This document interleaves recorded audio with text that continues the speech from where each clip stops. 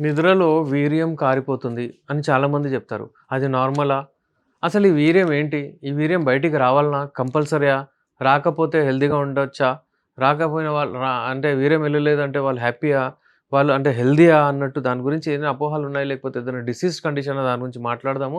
Usually puberty age ఎప్పుడైతే వస్తుందో అబ్బాయిలు ఎప్పుడైతే పెద్దగవుతారో 13, 14 ఏజ్‌లో అప్పుడు వీర్యం బయటికొస్తుంది. ఆ వీర్యం బయటకొచ్చిన వాళ్ళకు వచ్చినప్పుడు నిద్రలో ఏదో కలలొచ్చి వాళ్ళకు నేచురల్ వేలో వీర్యం వెళ్తుంది. అదవ్వాలి. అదవుతేనే వాళ్ళకొక రకమైన ఆనందం వస్తుంది. వాళ్ళకొక సాటిస్ఫాక్షన్ వస్తుంది. వాళ్ళకు ఆర్గాజం వస్తుంది. ఇప్పుడు అక్కడ దాని తర్వాత వాళ్ళు 20 ఏజ్‌కి వస్తారు. వచ్చిన తర్వాత ఎప్పుడైతే వాళ్ళు పడుకుంటారో ఈ మధ్య కాలంలో ఎప్పుడైనా సరే వాళ్ళకి ఎప్పుడైతే పడుకుంటారో పడుకున్నప్పుడు కలలొస్తాయి. కలలొచ్చిన తర్వాత వీర్యం వెళ్ళిపోతుంది. వీర్యం వెళ్ళిన తర్వాత వాళ్ళకు ఒక రకమైన అది వస్తుంది. ఏమంటారు దాన్ని? ఆర్గాజం లెవెల్ ఏదో తృప్తి ఏదైతే ఉందో అలా వస్తుంది. దీంట్లో ఏందంటే ప్రాబ్లమ్ ఒకవేళ వీళ్ళు ఎక్కువగా వీర్యం వెళ్ళిపోతే నైట్‌లో, నిద్రలో వాళ్ళకేమవుతుంది దాన్ని ర్యాపిడ్ అంటే ఎక్సెసివ్ నాక్టర్నల్ ఎమిషన్ అంటారు. రాత్రిపూట ఎళ్తే నాక్టర్నల్ ఎమిషన్. రాత్రిపూట వీర్యం వెళ్ళిపోతుంది. కానీ ఎన్ని సార్లు వారానికి ఒకసారి అయితే అది నార్మలే. అది ఒక రోగం గాదు. అదొక ప్రాబ్లమ్ గాదు. అది నేచురల్. అది ఎళ్ళాలే. అది వెళ్తేనే మీరు హ్యాపీగా ఉంటారు. హార్మోన్స్ రిలీజ్ అవుతాయి. మీలో డెవలప్‌మెంట్ కూడా అవుతుంది పిల్లలు యూజువల్లీ. ఎవరైతే హస్తప్రయోగం చేయరో వాళ్ళకి గూడా కలలొచ్చి ఎళ్ళిపోతుంది. ఎవరైతే సెక్స్‌లో కలవరు ఫ్రీక్వెంట్‌లీ వాళ్ళకి గూడా కలలొచ్చి వీర్యం వెళ్ళిపోతుంది. కానీ ఎవరైతే వీర్యాన్ని టైమ్ టు టైమ్ తీసేస్తారో హస్తప్రయోగం చేసి సెక్స్‌లో కలిసి వాళ్ళకు అసలు నైట్ రాదు. ఇది చేసిన తర్వాత కూడా ఒకవేళ నైట్‌లో పోతుందంటే అదొక ప్రాబ్లమ్. దానికి ట్రీట్మెంట్. ఒకవేళ అతిగా ఎళ్ళిపోతుంది అంటే దానికి ట్రీట్మెంట్. అంటే నెలకు 4 సార్లు కాకుండా 6 సార్లు ఓకే. 6 కంటే ఎక్కువ 8, 10, 15 అంటే సార్లు వెళ్ళిపోతుందంటే దానికి ట్రీట్మెంట్ అవసరం. యునానీలో ద బెస్ట్ ట్రీట్మెంట్. అగైన్ అలోపతిక్‌లో దాని ట్రీట్మెంట్ లేదు. యునానీలో ఎందుకవుతుందంటే దానికి కారణాలు కూడా చెప్పారు. ఊరికే సెక్స్ గురించి ఆలోచించడము, ఫోన్‌లో చూస్తూ ఉండడము, బూత్ సినిమాలు చూడడం, రాత్రంతా అదే ఆలోచించి పడుకోవడము, పొద్దున అంతా సిగ్నల్స్ వచ్చి వీర్యం వెళ్ళిపోతది రాత్రంతా. అయితే దానికి కారణాలు కూడా చెప్పారు. ఆ కారణాలని దూరం చేసుకొని సోషల్ గ్యాదరింగ్‌లో ఉండి, మంచిగా ఉండి, ఊరికే ఆ సెక్స్ గురించి ఆలోచించకపోతే అదే తక్కువైతది. వాళ్ళకు కౌన్సెలింగ్ అవసరం.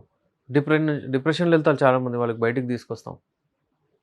యునాని మెడిసిన్స్ అగైన్ దానికి బెస్ట్ ట్రీట్మెంట్. ఏం చేస్తది? అక్కడ ఏదైనా ఇన్ఫెక్షన్స్ ఉంటే ప్రాస్టేట్‌లో, యూరేథ్రాలో అంతా దూరం చేస్తది. ఆ పాత్‌ని మంచిగా బలవంతం చేస్తది. రిటెన్షన్ కెపాసిటీని పెంచుతది. బలం ఇస్తది. ఏదైతే ఎనర్జీ లాస్ అయిపోతుందో దాన్ని ఇస్తాము. అలోపతిక్‌లో యూజువల్ ఏమంటారు? అదేదో చాలా ఉంది. ఎంత ఉంటే కూడా బయటికెళ్ళిపోతే కూడా ప్రాబ్లమ్ ఉండదు. అది వస్తూనే ఉంటది. ఉత్పత్తి అవుతూనే ఉంటది. కానీ చాలామంది డిప్రెషన్‌లోకి వెళ్తారు. చిరాకులేస్తుంది. వాళ్ళకు ఇబ్బంది అవుతుంది. అందుకే ఏంటంటే ఎప్పుడైనా సరే ఇది అలా రాకూడదు. ఇప్పుడు నైట్‌లో పడుకున్నారు. ఎక్కడ పోతే అక్కడ ప్యాంట్ తడైపోతుంది. అది తడైపోతుంది అంటే బయట ఏదైనా జాబ్‌లో వాళ్ళకు ఆహ్, సెమినార్స్ ఉంటాయి. అవి ఉంటాయి. వాళ్ళు అక్కడ పోండి ఇక్కడ అయితే అయితే అదొక ప్రాబ్లమ్. అది అది అతనికి వేధిస్తూ ఉంటది అతనికి. అయితే ఎక్కువగా అవ్వకూడదు. కంట్రోల్‌లో ఉండాలి. అన్‌మ్యారీడ్‌లో స్పెషల్లీ ఎప్పుడైతే ఉంటుందో వీక్లీ 4 టైమ్స్ ఓకే. మరీ ఎక్కువ ఉండకూడదు. మరీ ఎక్కువైతే అది it is a problem. It is a diseased condition. దానికి ట్రీట్మెంట్ అవసరము. వీర్యం ఒకవేళ ఎక్కువగా అతిగా వెళ్ళిపోతే ఏమవుతుంది? డెఫినెట్‌లీ చాలామంది కంప్లెయింట్ ఇస్తారు.